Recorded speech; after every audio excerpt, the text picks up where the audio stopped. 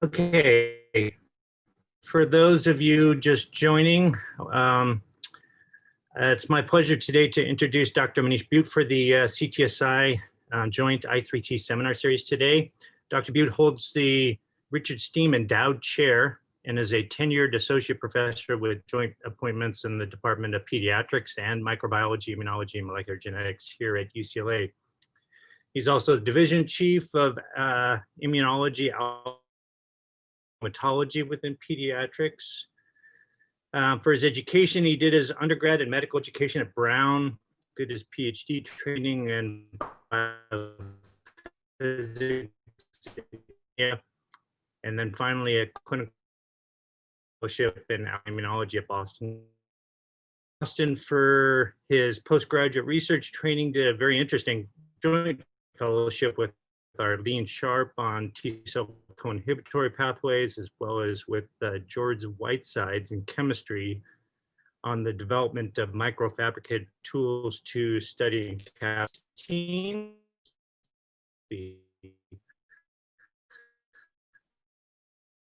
I'm sure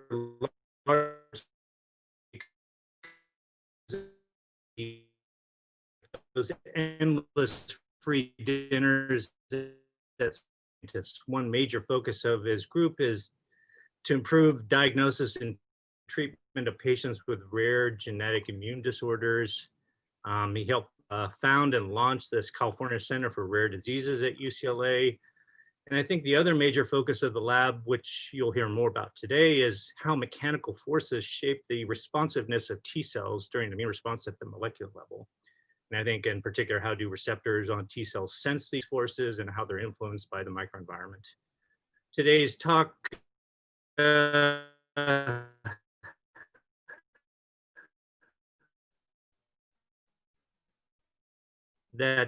Dr. Butte will give is entitled Cells Take a Stand Firm Ground, Mechanobiology Immune Regulation.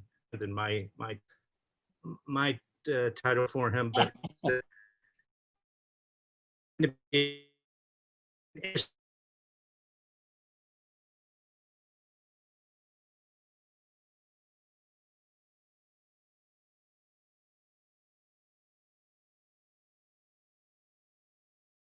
and so you learn something new.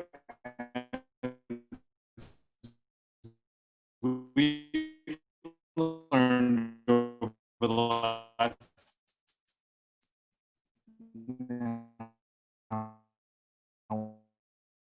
year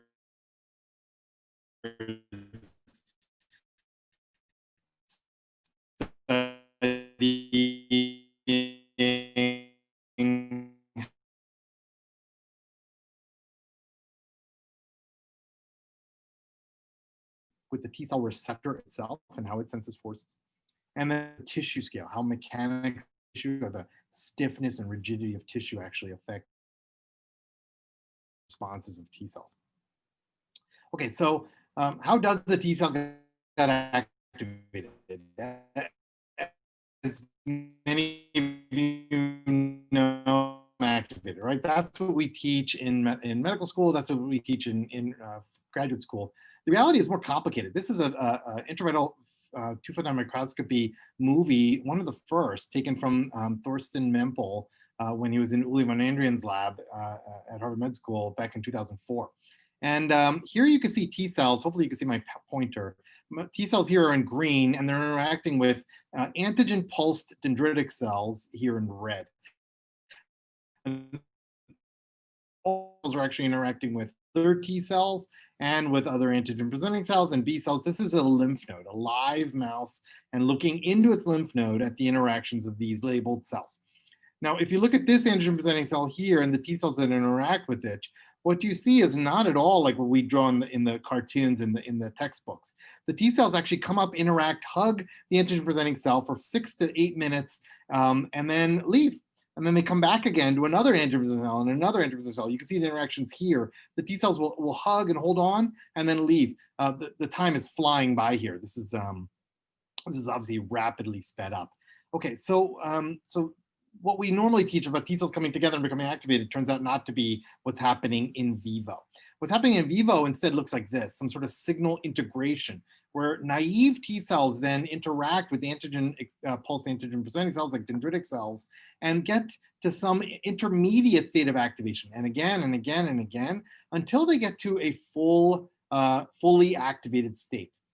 The way sometimes I like to give a metaphor of this is if you're trying to bake a Spanish omelet and you need a number of eggs to get there, you start with maybe no eggs or one egg. And then at some point you have enough eggs where you say, my basket is full enough. I have enough eggs to make an omelet. And then your T cells activated enough.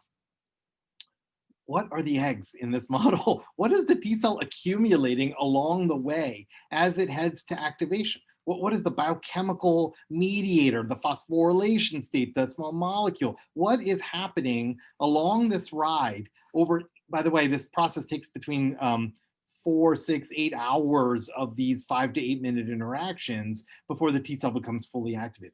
What's happening during this time? How do they know that they have enough eggs? What are they measuring? What molecule, what state of the cellular physiology tells the T cell that it is ready to become fully activated? At which point, by the way, the cells stop this crazy migratory behavior. They park next to an antigen presenting cell. They start to make daughter cells. They produce their activated cytokines. They do all the things that we think activated T cells do. But it's after this first phase, these hours of brief interactions. Now, if you actually zoom in on those brief interactions further, this lattice light sheet microscopy movie that Eric Betzig's group developed back in 2014, and which won him the Nobel Prize for this technology, shows a T cell interacting with a tumor cell. This T cell is actually lit up based on actin, so the orange is all actin. This is a very forceful grab onto this antigen presenting cell. You can see it reaches out, it grabs it, and now it is constantly clawing at it, pulling and retracting its actin backwards away from the interface. It's grabbing onto, pulling, and retracting backwards. Here you can see flares of actin as the T cell tries to grab around it. So it actually forms a very big reaction area, then it retracts the textbooks where the two spheres come together and they talk, and maybe there's some PD-1 in the way. This is actually some sort of dynamic, active, forceful interaction. And what are these forces for? What is the T cell doing? Okay, so the way we started studying this is with an atomic force microscope. This is a setup from our lab. An atomic force microscope is a microscope on which you can put on top of the stage a device that then touches cells, and you can use touch to see what the cells are doing. And what we've learned to do, and we're one of the first groups to do this, is to actually functionalize the tip of the AFM cantilever, this little probe of metal that comes on the end of that device. And by functionalizing it with peptide MHC or with antibodies against the T cell receptor, then we can touch gently down onto the T cell, ligate the T cell receptors, and feel what the T cell does. Does it make these kinds of forceful interactions? If so, we can measure them. The cantilever will deflect and bend. It's so delicate and thin. We can measure the forces made by single T cells in response to ligation of single T cell receptors. And that's sort of the technology that I'm going to start talking to you about. What we learned turns out to be that the T cell receptor itself requires mechanical force to become activated. We were not the first to show this. There are many other groups now before us and after us that used orthogonal approaches to answer and make the same finding. Cheng Zhu's group was the first to really show it using something called a biomembrane force probe, where they held onto a T cell with a pipette and touched it with a little bead and measured the forces on that bead by the T cell, measured the forces needed to actually activate the T cell by pushing and pulling on the T cell receptors. He worked with Ellis Reiners and Matt Lang, did this with optically trapped beads. Khaled Salatia has done this with DNA probes, and Terry Finkel similarly. So many groups have now taken many approaches, but what we found is that if you ligate the T cell receptor without force, there is no activation of the T cell receptor. The T cell receptor only cares about ligation by peptide and peptide MHC when there is force on that interaction. And by the way, as I'm going to show you, the T cell makes its own forces, or the forces can come from the outside. And we're going to explore all that. First of all, the model we use is AFM to deliver the signals to the T cells. I just want to show you that the T cells undergo a very classic activation process of calcium flux over about 3 to 5 minutes in response to ligation of the T cell receptor by the AFM probe. But that's not just what the cell is experiencing at the biochemical level, like calcium, we can also look at what it's doing at a mechanical level. And T cells always do a canonical reaction upon triggering the T cell receptor. There's a lag period after which calcium flux has begun. And we always see the T cell, then the cantilever feeling this pushing force. In other words, the T cell is pushing upon the cantilever. And that's a brief interaction that lasts only about a minute. And then the T cell pulls on the cantilever, and it pulls on it for 5 to 8 minutes, and then it lets go, and then it's over. If you ligate cell surface molecules on the T cell with antibodies, not the TCR, it doesn't push, it doesn't pull, it doesn't flux calcium. Okay, this is a TCR specific response of push and then pull. So we wanted to study what regulates that push and that pull. And is that pushing and pulling what allows the T cell receptors to then undergo the triggering that's needed, the pulling on the T cell receptor that's needed to actually trigger that response, as I mentioned earlier. So we wanted to study the cytoskeleton. Obviously, when the cell deforms itself, when it pushes and pulls upon things, the insides of the cell, the cytoskeleton, are actually doing that work. What part of that work, what part of the cytoskeleton is doing that work? Does this affect activation of the T cells? And we used that as a model system, naive T cells versus effector T cells. And I'm going to show you why in a second. But just as many of you may know, those of you who study T cell immunology, you know that naive T cells and effector T cells have the same signaling circuits. They use ZAP70, phosphorylation, then activation of by LCK, and then downstream signaling through the LAT complex, et cetera. So they use the same signaling machinery. Nonetheless, naive T cells have a higher threshold for activation. They need more antigen to get activated, whereas effector T cells can use less antigen to get activated. And we wanted to see whether the cytoskeletal adaptivity question can be studied in this context of how much antigen is needed. Okay, well, to look at the pushing phase, we simply looked at actin. Obviously, when a cell reaches out and pushes upon the probe, upon the cantilever probe, or even as it's crawling along, that's actin doing the work. And true enough, if we light up actin with a fluorescent molecule, we can see that the pushing force correlates with the polymerization and growth of the lamellipodium, the growth of actin. This is a chymograph showing time on this axis and space on this axis. And lighting up actin, you can see actin pushes at the same time that the cantilever feels the pushing force. There's then, after that, oscillatory pulling force, at which time the actin intensity, you can see, shows this serial retraction. This is the pushing part, though, is actin polymerization. We show that using some molecules that block actin polymerization here. So for example, if we use latrunculin, which blocks actin monomers, then we find that there is no pushing and no pulling force. Latrunculin kills the actin cytoskeleton, and there is no pushing, there is no pulling, there is no calcium flux. The cell, you can touch it with peptide MHC all you want, it doesn't care, it doesn't activate in the context of lacking its own actin cytoskeleton. Or we could use jasperclinolide, which stabilizes actin, which allows actin polymerization to occur, but doesn't allow some of the degradation of actin that normally happens. In this case, we actually see larger pushing forces, and we see no pulling. The T cell doesn't do any pulling. It's just pushing, pushing, pushing on the cantilever. We also see very low calcium flux. Okay, so that means that pushing is probably not as important as pulling. In fact, when we also block myosin, we see a smaller pushing force, and we see an absence of pulling. And so we think, and then an absence of calcium flux. So the first conclusion from poisoning various aspects of the actin cytoskeleton is that to activate a T cell, and through that mechanical force at the T cell receptor, there doesn't need to be any pushing forces, but there definitely seems to be a need for pulling forces. And we're going to get to dissecting that further in a little bit. Okay, now as we're touching the T cell and giving these mechanical forces and measuring it, pushing and pulling back upon us, we can actually, we do micro, even nano indentations of the T cells, a few dozen or few hundred nanometers of indentation, fractions of a micron. And we can actually measure the cortical actin stiffness while we're actually touching the cells. And we make maps of the stiffness, and we can show that the stiffness of naive T cells, which are hard to activate, is higher than effector T cells, blasts, T cells that have been recently activated that have a very low threshold for activation. And this cytoskeletal stiffness we thought we would study in terms of the adaptability of that cytoskeleton, the pushing and pulling forces. And I'm going to start cutting to the chase instead of sharing all the data, because this stuff was all published now 4 years ago by Tim Thalen in the lab. where he and Mark Bruce, who did all the AFM work, that naive T cells make smaller immune synapses. They make smaller hugs of their antigen-presenting cells than effector or blast T cells, who make very big immune synapses and that make big hugs with their antigen-presenting cells that make more force. Okay, so the remodeling of the actin cytoskeleton maybe then controls how big of a hug these cells get. If they make a big hug, they can make more force. If they can make more force, maybe they can get more triggering of their T cell receptors.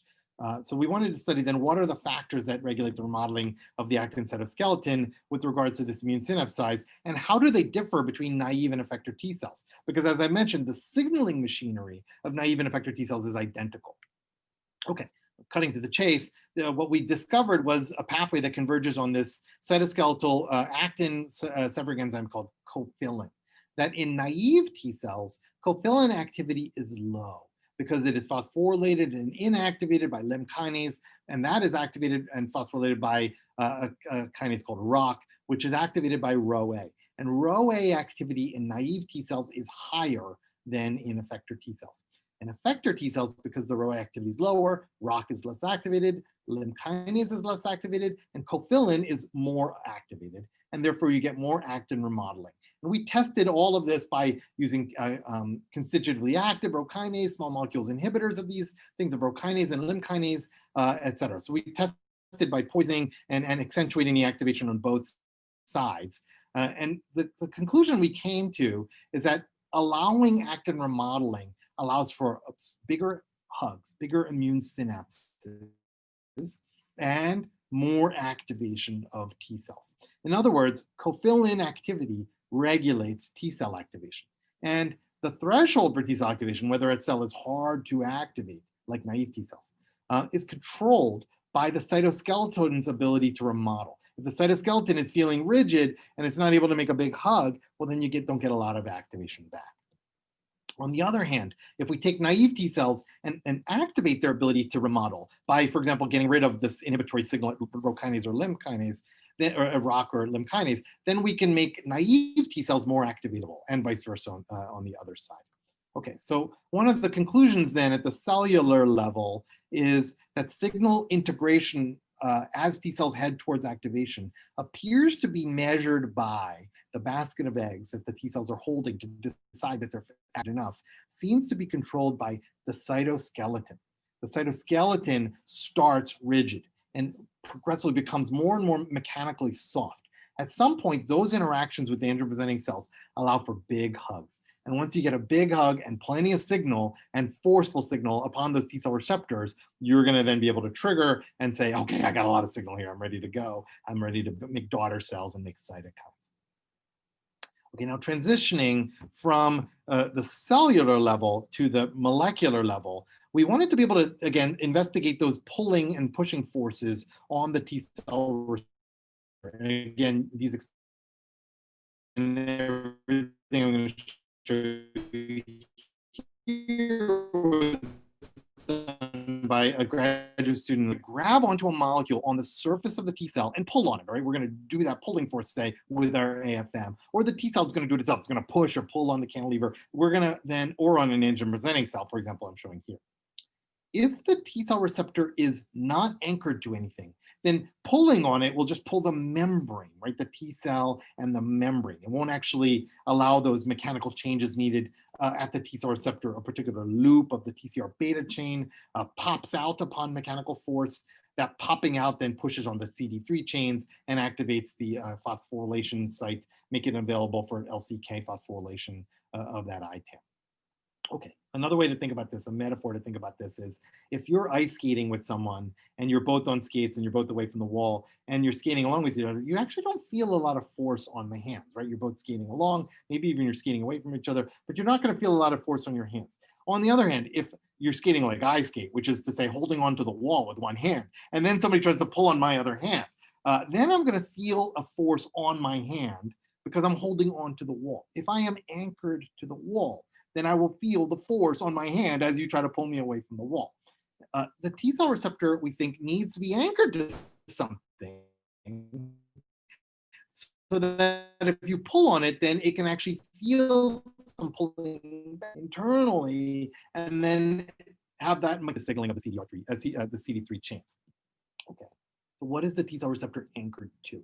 The obvious proposal would be to actin, right? The actin cytoskeleton is ubiquitous. The T cell receptor actually signals into a variety of pathways that lead to actin polymerization and branching. We saw a second ago that triggering the T cell receptor itself causes actin polymerization and pushing and pulling on the cells with myosin-dependent pulling and polymerization-dependent pushing. So obviously a great hypothesis would be that the TCR is anchored to actin.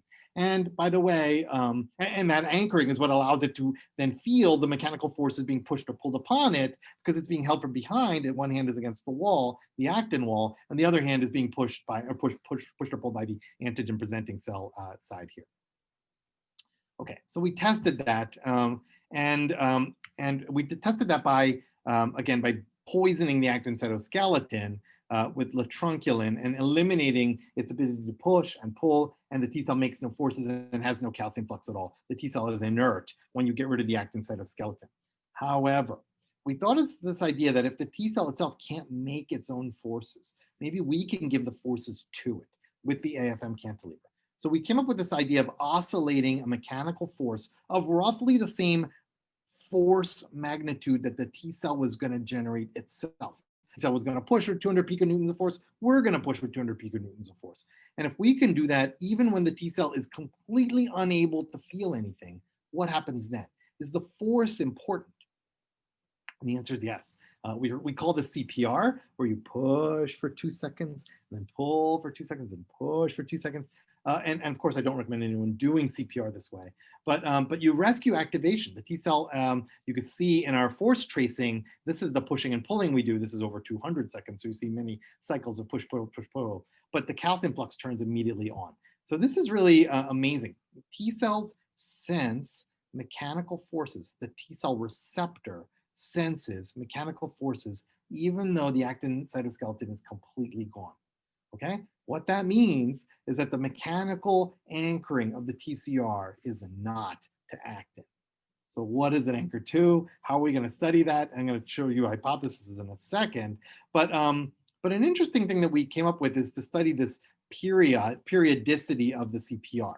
And we, again, when you use an anti-T cell receptor antibody and you poison the cytoskeleton with continuous pushing or pulling, you get no activation as compared with controls. When you offer the cyclic force, you rescue some of the T cell receptor activation, and that's measured by calcium flux, as I showed you an image of. We did many such cells. When you push and pull on control molecules on the surface, anti-CD45, 45, 43, other handles that we can grab and push and pull onto the T cell receptor surface, there is no activation. So this is not simple mechano-whacking of the T cell in a pushing and pulling direction. This is actually required to push and pull on the T cell receptor itself with the cyclic force to have it work. Then we spaced out the interaction where we did a push and a pull, and then we waited 8 seconds. And then we did another push and then another pull, and then we waited 8 seconds. And surprisingly, when you do that, you get no calcium flux, okay?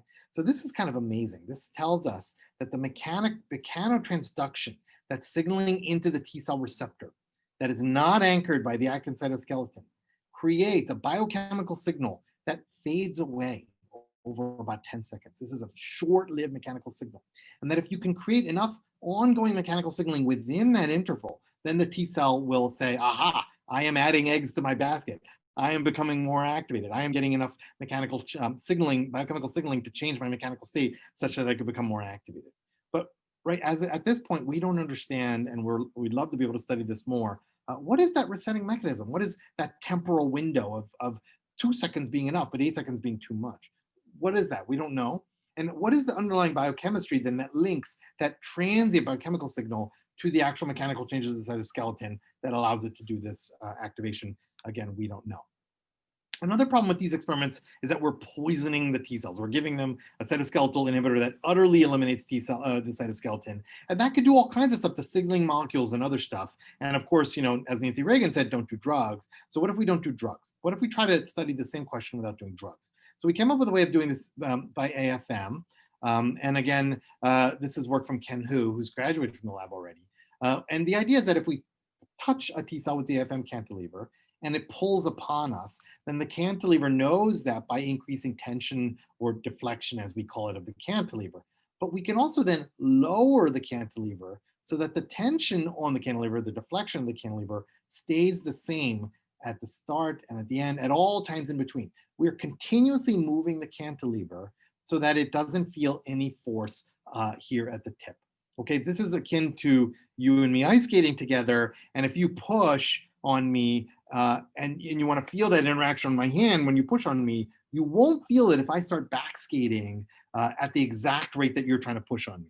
And similarly, if you try to pull on me and we're skating together and you want to feel that tug on your hand as you tug on my hand, you won't feel that tug on your hand if I skate forwards at exactly the rate that you're skating backwards. Then our hands will remain in contact with each other without having any tugging force on them. And we did that by AFM using something called force clamping. This is an unclamped experiment. You can see a push of about 500 piconewtons, and then this 3 to 5 minute pulling phase, as I showed you before. When we do a clamping, where we say T cell receptor, you shall feel 0 piconewtons of force for the whole time. Here you can see there's we're able to largely control the force felt by the T cell receptor down to about plus or minus 20 or 30 piconewtons. We can also clamp it in a continuous pull direction. Imagine what that means is that you're trying to skate backwards or forwards, and I always skate to match you exactly enough to create just a gentle handhold of a gentle 100 piconewton pull on your hand at all times, regardless of what you're doing.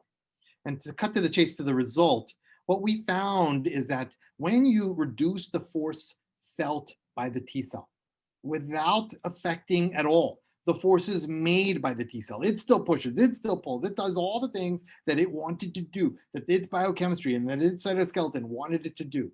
It eliminates the activation of the T cell. So, or in this case, largely reduces it almost to the point of elimination. And if we apply a gentle continuous pulling force to the T cell receptor, it activates the T cell consistently, as much as if the T cell were doing it itself, pushing and pulling on the cantilever itself. Thus, mechanosensation underlies T cell receptor triggering, and it's the pulling part on the T cell receptor that actually matters for activation of the T cell.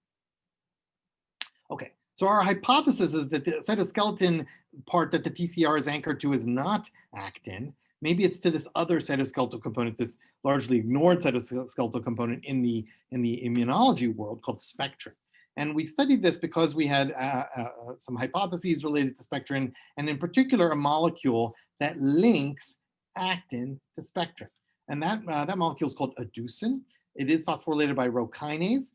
Rho kinase, as I showed you earlier, turns out to be really important for cytoskeletal regulation in terms of the rigidity of the cytoskeleton and the activation or inhibition of cofilin. Rho kinase also phosphorylates and polymerizes spectrin into a tetramer. And that tetramer actually allows the association of actin filaments with spectrin. So the linkage between these two molecules, these two cytoskeleta, is through spectrin. And interestingly, activation of the T cell receptor activates PKC theta and calmodulin, and that allows dissociation, phosphorylation and dissociation of aducin from spectrin and actin. And we think that that may allow uncapping of actin and allow that local polymerization to occur that's in the region of the T cell receptor. Okay, we had all these hypotheses about how then we would expect in the aducin, in the absence of aducin, you would have poor regulation of force at the T cell receptor. We haven't gotten to study that yet. And we would have poor signaling at the T cell receptor. So we made the aducin knockout mouse, and this is work from Tim Fallon that was published last year. And what we found is that if you look at signaling through anti-CD3 coded plates on these aducin knockouts or wild types, you can find that here in blue in the wild type or in red in the knockout, you can see that if you give them copious amounts of TCR stimulation, they do just fine. And if you give them a dialed down amount of TCR stimulation, they also do just fine. And of course, here we commonly also code our plates, and we also do our stimulation experiments by driving CD28, the co-stimulatory receptor that is a necessary part of signaling in T cells, what we call signal 2, a mandatory co-stimulatory, positive co-stimulatory signal that's needed to turn on T cell receptors, T cell activation through kinase and a variety of pathways downstream of CD28. Surprisingly, we found that if you give anti-CD28 to the knockout mice, they don't sense T cell receptor activation. They don't sense CD28 stimulation in the context of TCR activation to these mice. In other words, a DGSOM knockout mouse recapitulates the CD28 knockout. Now, work from Takashi Saito and even earlier from Avi Kufer and others show that CD28 and its corresponding ligand on the antigen presenting cell side, B7-1, actually sit right next to the TCR in early activation of T cells in what are called microclusters. These microclusters contain a small handful of TCRs, a couple of signaling adapters, and CD28. And those little clusters are actually the unit of currency that T cells look for signaling into. And those microclusters then drive the phosphorylation of eventually ZAP70 and activation of the signaling complex downstream of that. Because the CD28 sits right next to TCR in the early microclusters, in the early immune synapse, we think, and this is just a hypothesis, that maybe CD28 anchoring dyspectrin through a DGSOM may help, of course, bring B7 signals into CD28. But because CD28 is so intimately related to TCR,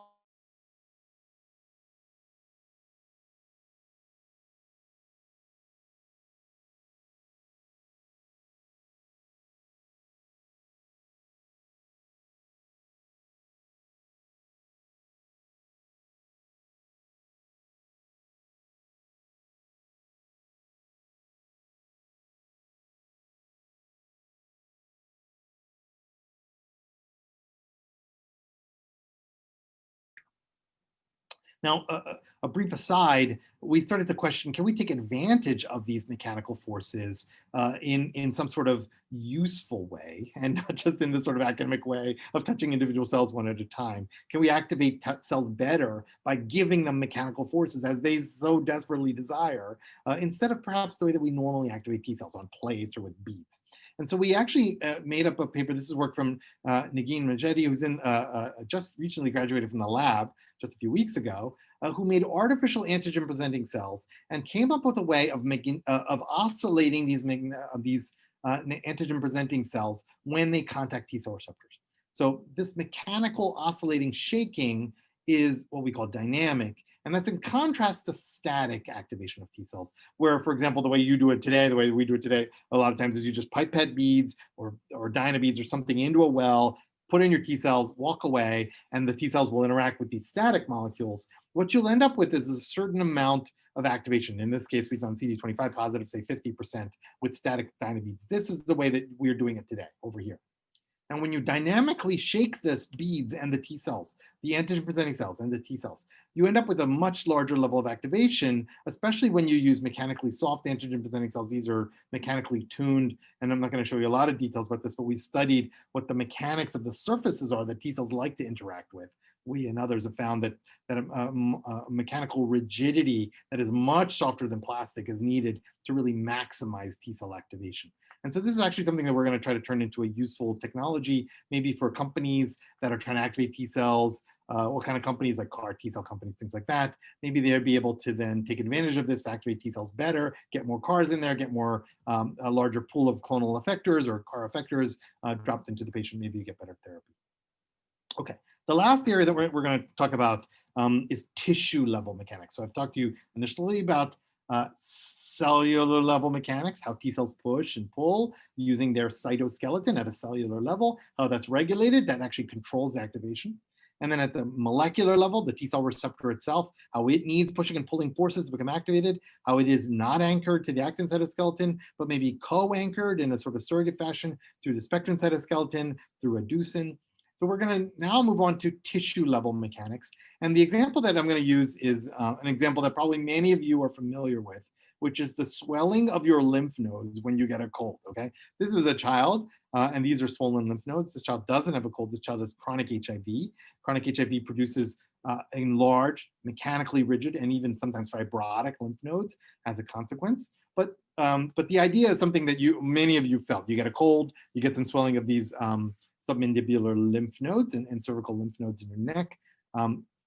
We wanted to study that mechanical tissue change because it allowed us to study both the pre-mechanically rigid state when the mouse or the system is at rest, and then upon rigidity. And as we all know, our lymph nodes return back to normal a few days, a few weeks after the cold is over. And the same thing in mice. And what we found is if we were going to use the model system of LCMV infection, this is a prototype viral infection that T-cell immunologists love.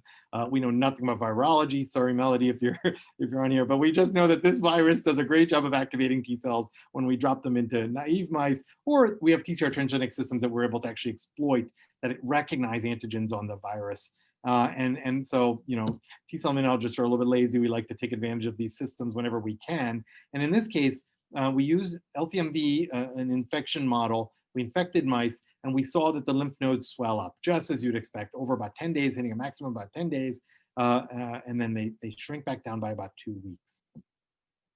During this time, we took the lymph nodes out and mechanically compressed them and used a method then to extract, to assess the mechanical rigidity of these lymph nodes. They are becoming mechanically rigid, of course, because T cells are proliferating inside of these lymph nodes, and they are in an encapsulated organ that is swelling with cells inside. And so, like grapes being stuffed into a balloon, it only swells up to a certain amount, and you get a mechanically rigid structure when you have stuff enough grapes inside there.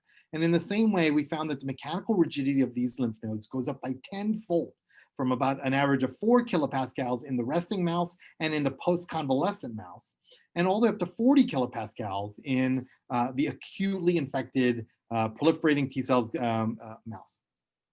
Okay, we wanted to try to study these two states, the rigid state and the soft state, to try to understand what are those mechanical tissue microenvironmental cues doing to T cells. And we recapitulated those mechanical states by using an artificial matrix that is formed from alginate polymers that have an RGD peptide covalently attached to them, and rigidifying this alginate matrix by using various amounts of calcium ions and to create a cross-linking state. And that cross-linking state then can be tuned. It can be tuned to be mechanically soft to 4 kilopascals, just like we saw in the mouse. And if we tune it just right with the right amount of calcium, for example, and the right amount of alginate peptides, we could get 40 kilopascals, again, the peak state that we saw in a mouse. And this is what those alginate gels look like after they've been soaking in our PMI. They are soft, mushy. The soft ones feel extremely much like gel. They would just crush under your fingertips. The rigidity of, for example, toothpaste or applesauce, or maybe slightly rigidified applesauce, whereas these are a little bit firmer.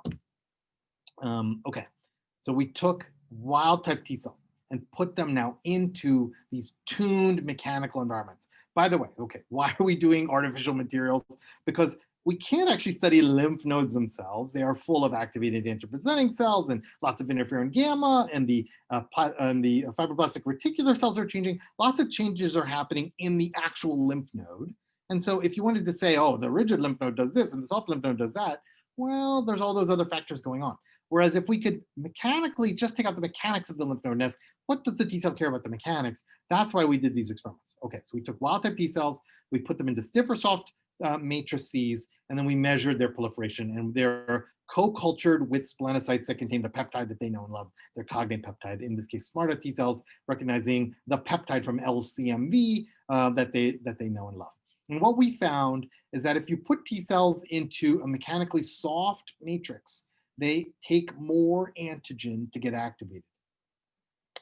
Another way to think about this is if you put them into a stiff matrix, they take less antigen to become activated, okay? So T cells are sensing their mechanical environment, and they seem to be tuning how much antigen they need coming from splenocytes, coming from antigen-presenting cells, to become activated. And we're measuring the activation by CD25, CD69, and of course, proliferation and cytokines, all the sort of things that we need to study. Okay, what this is telling us is potentially that at this late stage of activation, perhaps, as the lymph node is becoming mechanically soft again, there is something hitting the brakes, some mechanical sensor perhaps, that is saying, wow, in a mechanically soft environment, it takes more antigen to get activated.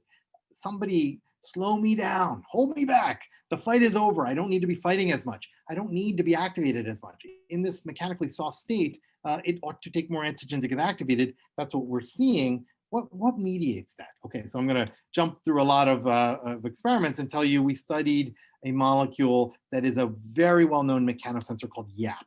YAP is known through cancer cells and stem cells and other things. And what we found in T cells and helper T cells is that their RNA and their protein is expressed and starts at a very low level and increases over about 2 to 3 days. And it becomes expressed, highly expressed by the time a T cell is about 3 days into activation. Okay, is YAP, which is a well-known mechanosensor, the mechanosensor of T cells, or is it sensing the mechanical microenvironment of lymph nodes of our artificial matrices? So we made the YAP CD4 knockout mouse, and what we found is that the T cells, when put into these stiff and soft matrices and then measuring proliferation and cytokines and other activation markers, what we find is that T cells cannot sense the microenvironmental mechanics, whether stiff or soft, when YAP is missing. Okay, so that means that YAP is a mechanosensor for T cells microenvironment. Now, I'm going to jump through a lot of details. All this stuff just got published about a year ago now. And what Geffen in the lab, who did all these experiments, started to study the metabolism of the activated state. And I'm just going to tell you, we did experiments using something called a seahorse analyzer. For those of you who have done this, seahorse instruments are not little seahorses that swim around, but actually is a type of 96 well or 24 well plate that you can put a little probe into and a gasket and measure the amount of oxygen being consumed by cells. That's part of mitochondrial respiration, or the amount of acid being produced by cells. That's part of lactic acid production. The end product of glycolysis is a lactate. And so by measuring glycolysis and mitochondrial respiration, some of the metabolic programs of T cells. And what we found is that when YAP is missing, you end up with an increase in glycolytic capacity of T cells. And when YAP is missing, you find an increase in the mitochondrial basal state and also in the mitochondrial capacity of T cells. Okay, so what that's saying is that YAP suppresses glycolysis and YAP suppresses oxidative phosphorylation in T cells. Okay, so the way that YAP slows down that proliferative response then may be through this mechanical regulation that's feeding back into the metabolic program of T cells. Okay, so how is the metabolic program of T cells controlled by the mechanosensing of the environment through YAP? That part, again, I'm going to jump through a lot of experiments in this paper that we just published to tell you that YAP seems to be phosphorylated in a soft mechanical environment. Sorry, this is a little bit pixelated.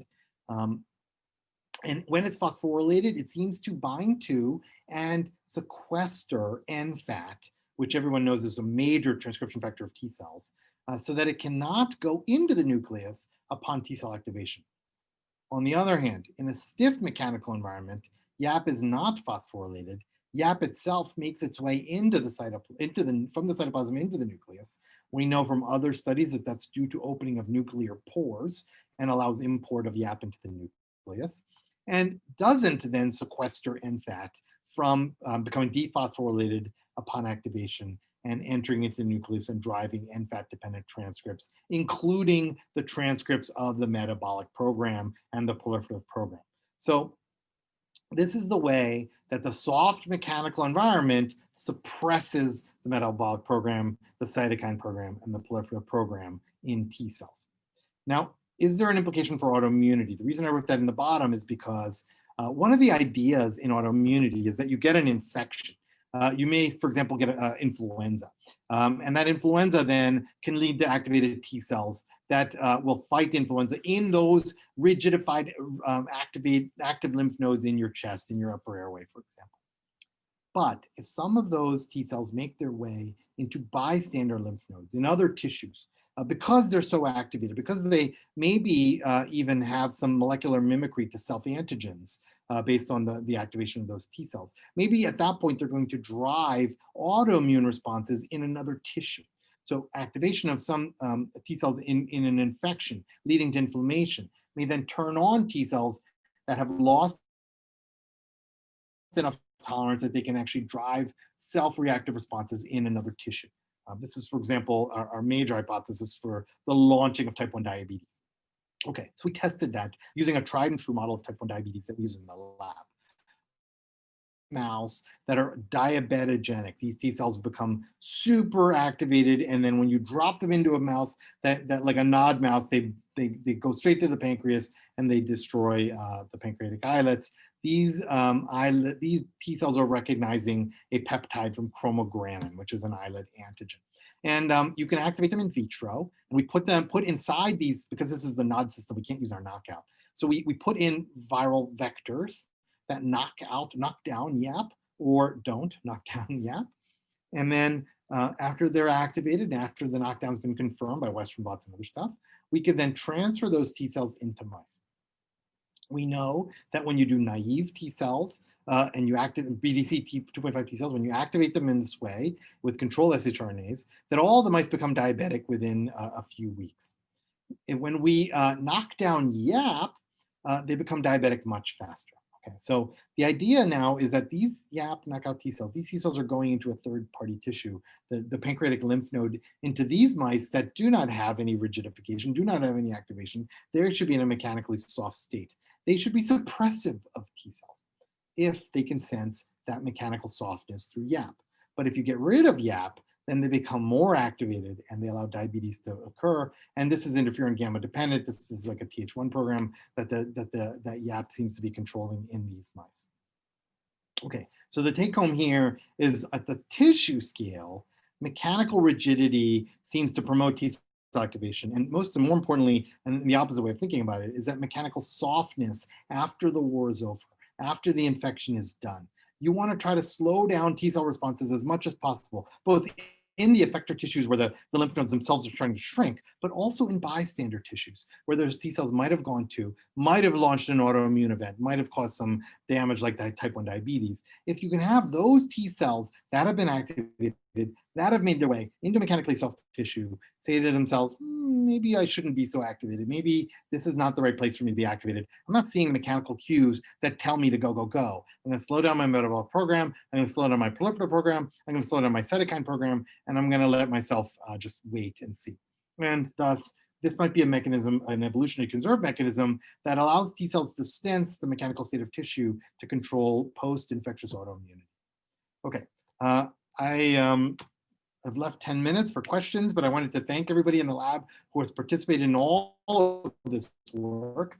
Tim Thaland is a project scientist in the lab. He actually did his postdoc with us and then migrated over to a promotion to now a senior project scientist in the lab.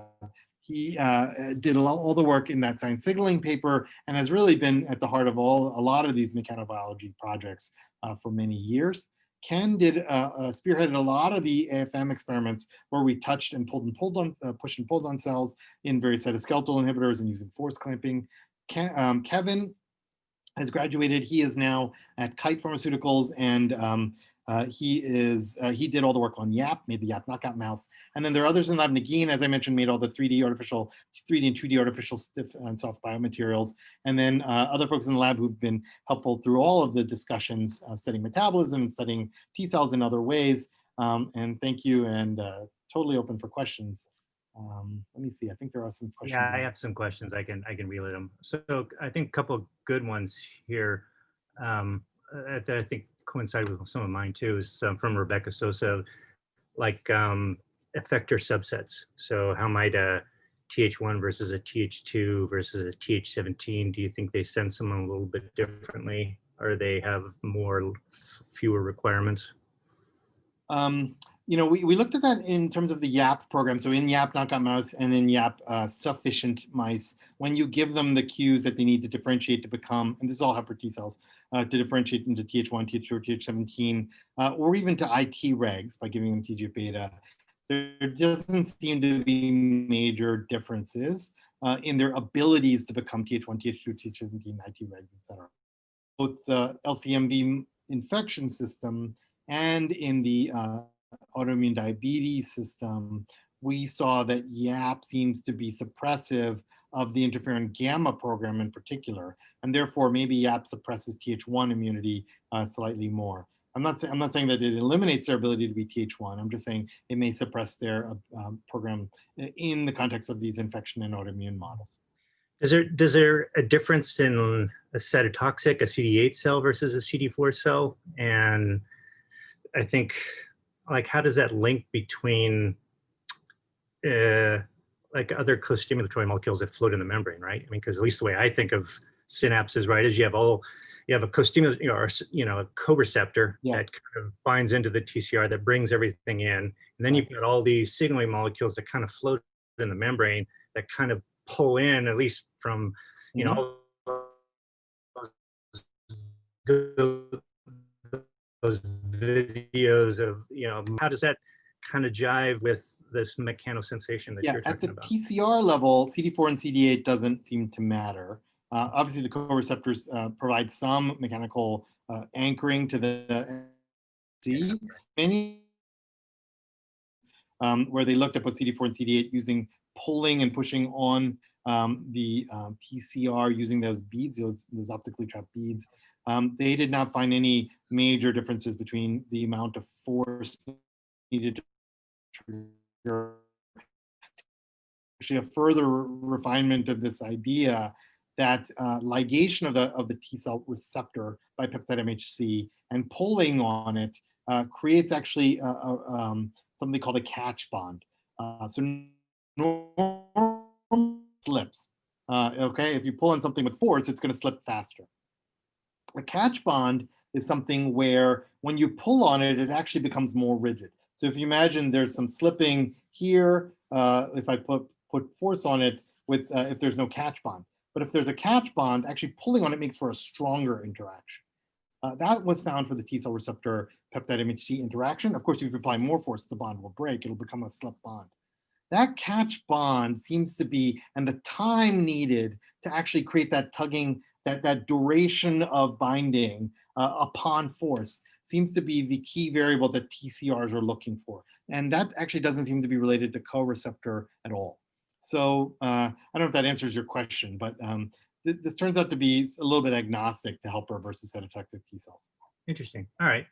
There are a couple other questions here. So one from the group is, is there a domain in the TCR that might unfold because of mechanical force, as in the I would point you to Ellis Reinhardt's papers. He did all his experiments in collaboration with Matt Lang in UNC, and Ellis at Harvard. And they what they found through a series of mutagenesis experiments, antibody binding experiments, NMR experiments, force cutting experiments, what they found is that there is a region of the TCR beta chain, a loop of the TCR beta chain that sproings out upon getting force. And that sproing out seems to sit right at the location next to the TCR where the CD3 chains like to sit. So if sproing out pushes on the CD3 chains, then if you combine that idea with work that Kai Wucherpfennig did, showing that torsion of the CD3 chains is actually necessary to sproing out its tail, which is normally hidden in the membrane, to pop it out and allow it to then become phosphorylated by LCK at its ITAMs and assemble ZAP70, et cetera. That process seems to be the chain of events. Pull on the TCR, pop out the FG loop, push on the CD3 chain, pop out the tail, allow it to be phosphorylated, and then turn on the signaling machinery. It seems a little Rube Goldberg, but that seems to be the way that mechanical forces at the molecular level are wired into the TCR itself. That's interesting. So here's part of the same area. So does T cell activation generate regions of the nuclear membrane with tight curvature?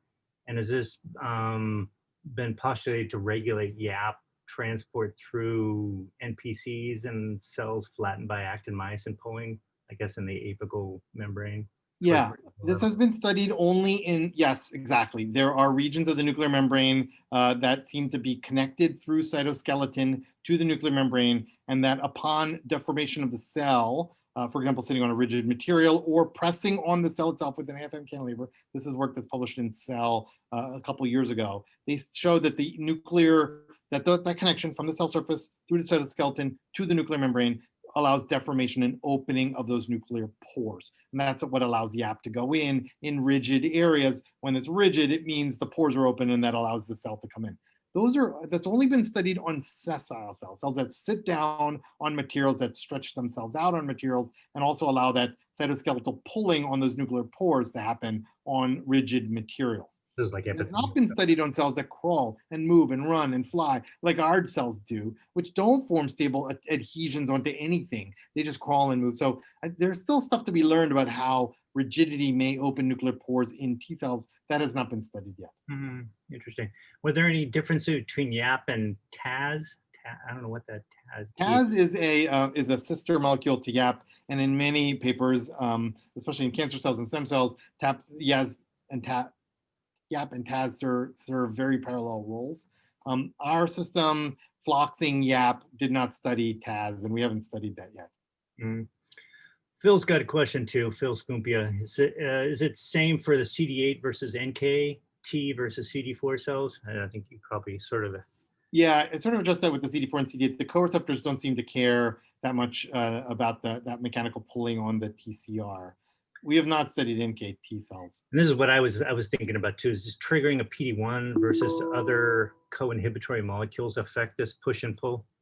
Yeah, in fact, Cheng Zhu's group, the one that first looked at the pushing and pulling using the biomembrane force probe, they have some data now that he's given in meetings that PD-1 itself is also a mechanosensor.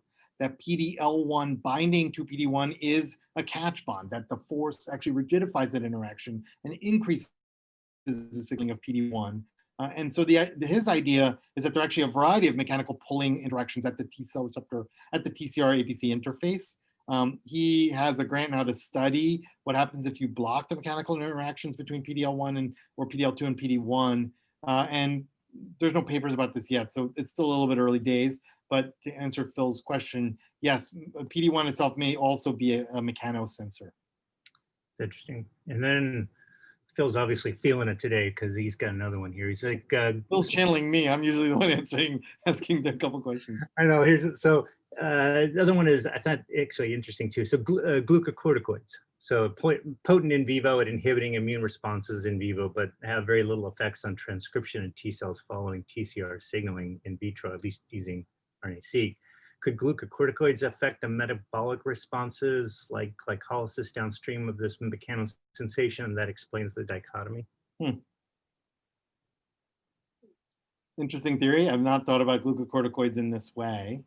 Well, they affect calcium calmodulin, right? And I mean, I thought they affect transcription of certain cytokines, to be honest. I thought they affected transcription of things like gamma. But I mean, Phil's saying in his question that they don't. I don't know. I don't know the answer. I haven't thought about glucocorticoids and their inhibitory role in terms of mechanics. Yeah. I think that's about it. Still okay. Really exciting. It's 1 o'clock. I think I somehow managed to share 6 years of work in 50 minutes. But thank you all for your attention. Thanks for the chance to share this work. It's been really fun. We never even started to do when I started, I was interested in co-stimulation and not in cytoskeleton or mechanics at all. This turned out to be sort of an artifact by one of the students as he was touching costimulatory receptors and seeing that the T cells had different mechanical rigidities, and that turned into a project for him and launched us into this area. So it's fun to just explore. That's one of the fun things about our jobs, right? Go with the story, right? You follow the science and kind of go along for the ride. Lots of neat ride. Great to hear it. Thank you. Thank you. All right, everybody. Okay. Everybody thank them. Bye.